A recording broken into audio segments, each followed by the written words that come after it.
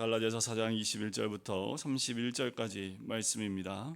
말씀을 함께 보겠습니다. 내게 말하라. 율법 아래에 있고자 하는 자들아, 율법을 듣지 못하였느냐?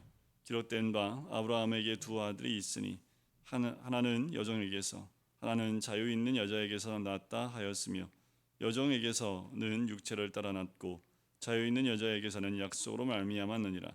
이것은 비유니 이 여자들은 두 언약이라. 하나는 시내산으로부터 종을 낳은 자니 곧 하갈이라.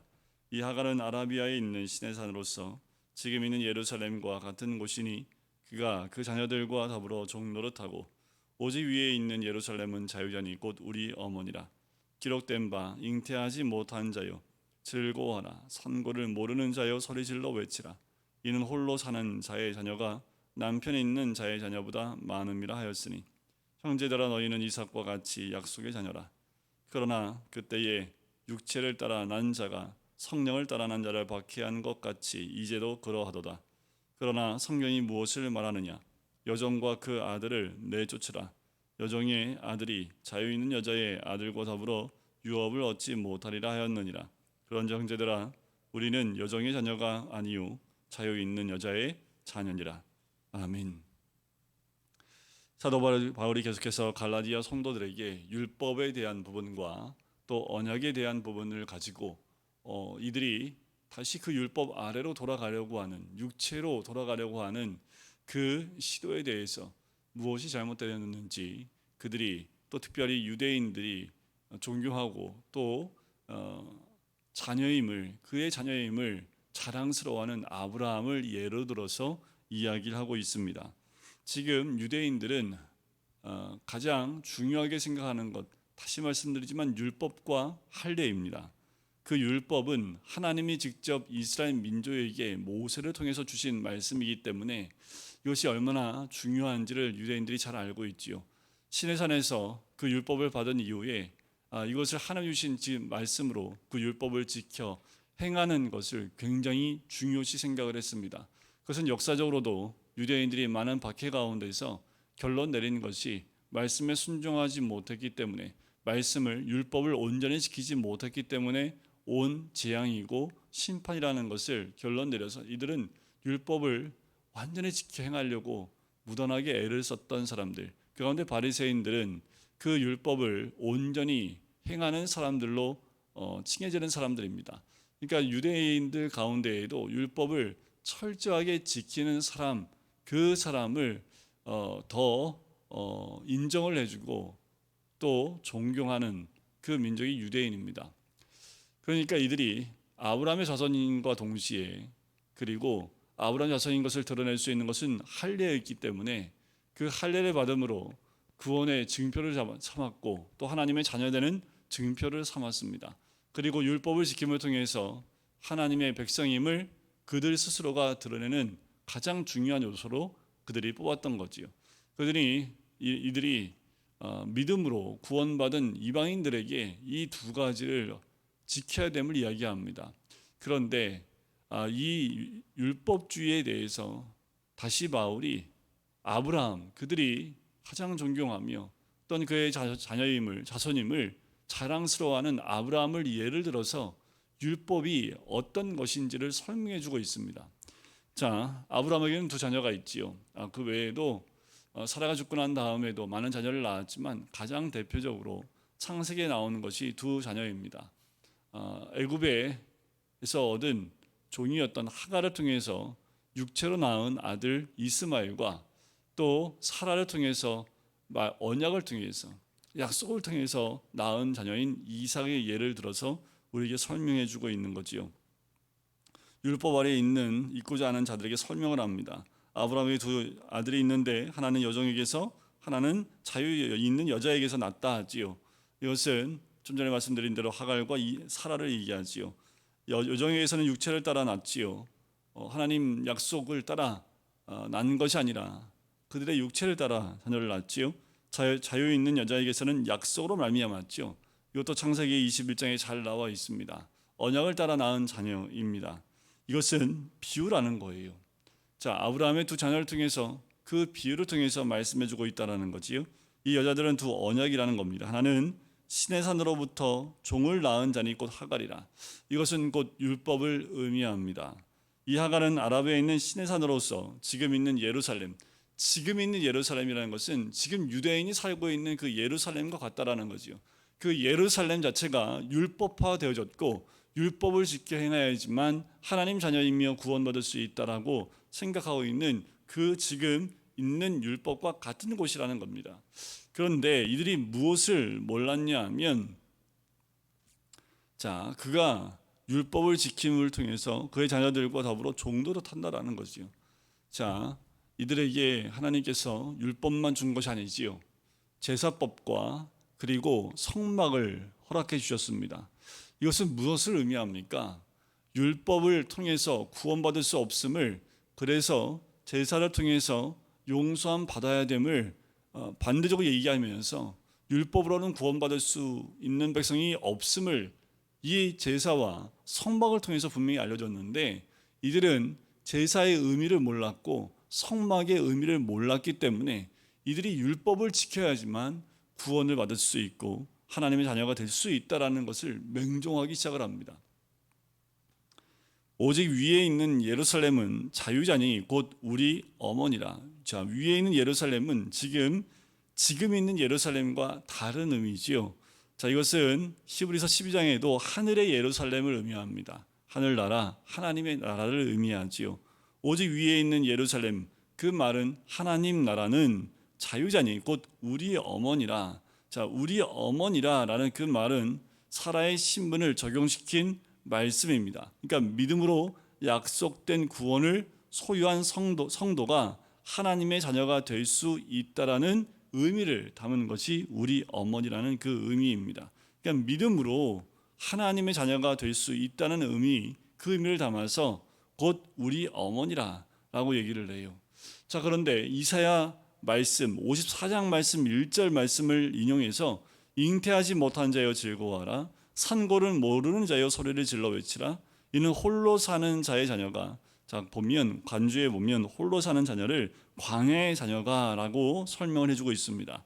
그 홀로 사는 자녀가 바로 광야의 자녀가 남편 있는 자의 자녀보다 많음이라라는 표현을 쓰는데, 이 남편 있는 자라는 것은 하갈을 상징하고요, 잉태하지 못하는 자는 사라를 상징합니다.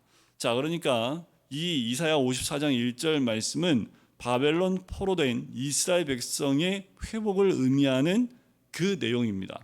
그러니까 약속을 소유한 하나님의 자녀에 대한 축복을 강조하고 있는 거예요.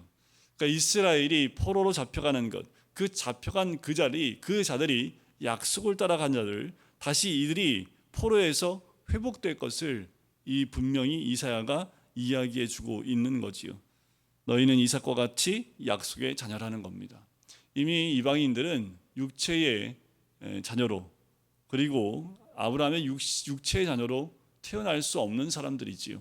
그들은 이미 이방인이기 때문에 약속을 붙잡을 수밖에 없습니다. 그럼에도 불구하고 육체로 돌아가려고 하고 율법을 지켜서 무엇인가 행하려고 하는 그 모습을 보면서 사도 바울이 답답한 거지요. 유대인들도 이루지 못한 것인데 그 유대인들도 이루지 못하고 따르지 못하고 있는 것을 이방인인 믿음으로 구원받은 이 이방인 성도들이 그것을 따라가려고 하니까 좀 답답한 거예요.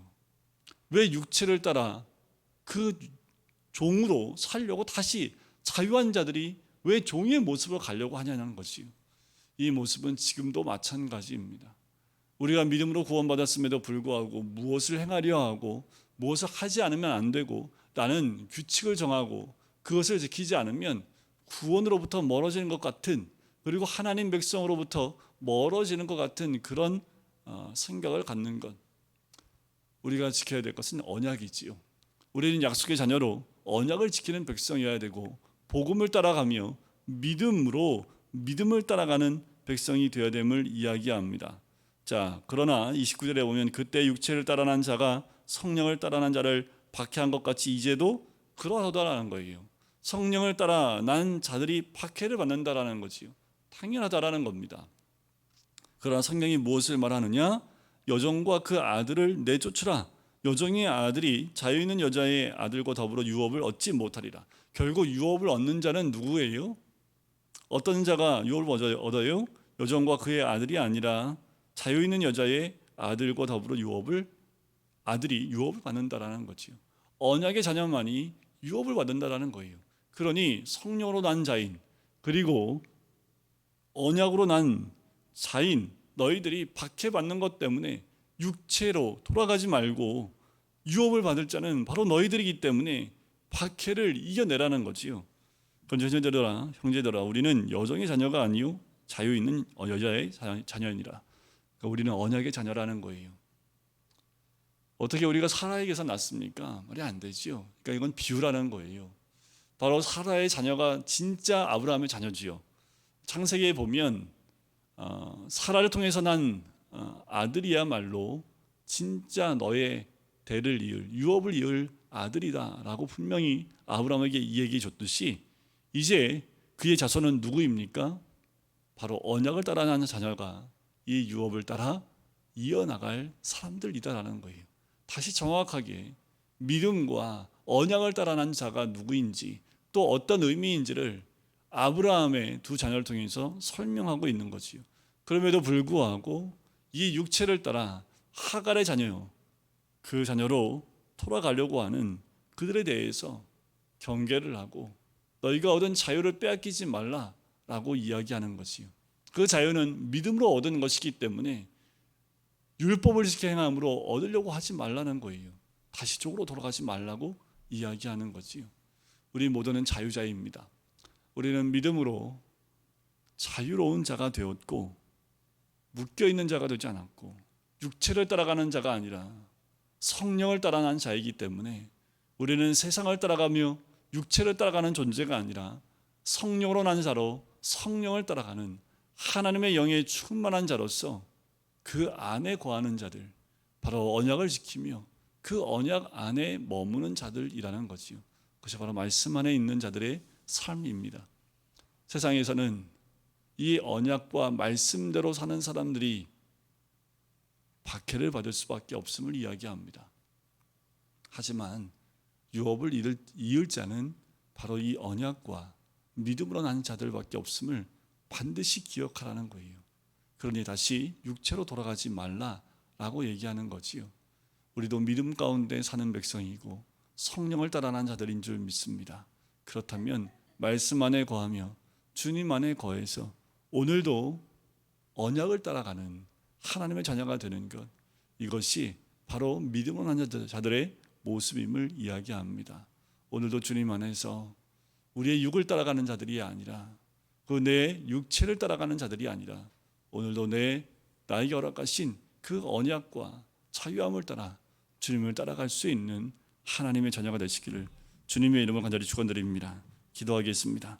사랑의 주님, 우리가 말씀과 믿음 가운데 선 자들인 것을 고백합니다. 그럼에도 불구하고 말씀과 믿음을 따라가지 아니하고 또 우리의 육체와 행위를 따라가려고 하는 모습이 우리 가운데 있지는 않습니까? 아버지 하나님, 다시 한번 믿음의 은혜, 우리에게 허락하신 구원의 놀라운 그 은혜, 이제 우리가 믿음으로 언약으로 하나님 자녀 백성 되어진 것을 우리가 다시 세상으로 돌이키며 또 우리 행위로 돌이키려고 하는 그 잘못된 선택을 하지 않기를 간절히 소원합니다. 하나님 은혜로 살아가는 우리들, 그 은혜 가운데 머물며 하나님 주신 그 놀라운 복을 유업을 이을 자로 우리가 믿음 가운데 세워진 자들인 것을 믿고 오늘도 믿음 가운데 살아가는 하나님의 사람 될 수 있도록 축복하시고 인도하여 주시옵소서. 감사드리며 예수 그리스도의 이름으로 기도드립니다. 아멘.